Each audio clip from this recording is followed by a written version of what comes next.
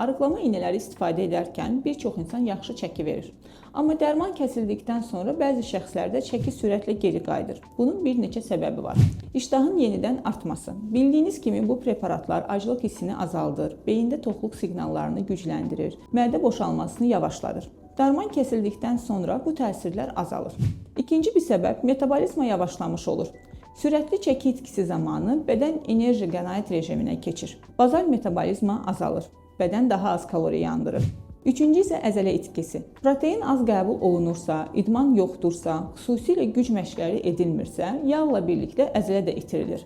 Əzələ azalanda metabolizma daha da zəifləyir və çəki daha asan artır.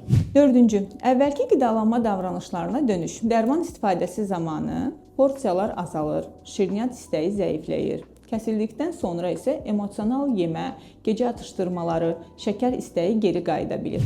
Beşinci səbəb set point effekti. Bədənin uzun müddət alışdığı bir çəki aralığı olur. Beyin enerji sərfini azaldaraq yenidən o çəkiyə qayıtmağa çalışır. Bəs geri çəki almamaq üçün dərman istifadəsi zamanı nə etmək lazımdır? Rasionda zülal miqdarını artırmaq, müqavimət, yəni güc məşqləri etmək, yuxunu düzəltmək, dərmanı birdən yox, mərhələli azaltmaq, çəkini qoruma mərhələsinə görə ayrıca plan qurmaq, emosional yemə davranışlarını idarə etmək, həyat tərzini dəyişmək üçün vərdişlər qazanmaq. Unutmayın ki, çəkini qorumaq çəki verməkdən daha çətindir.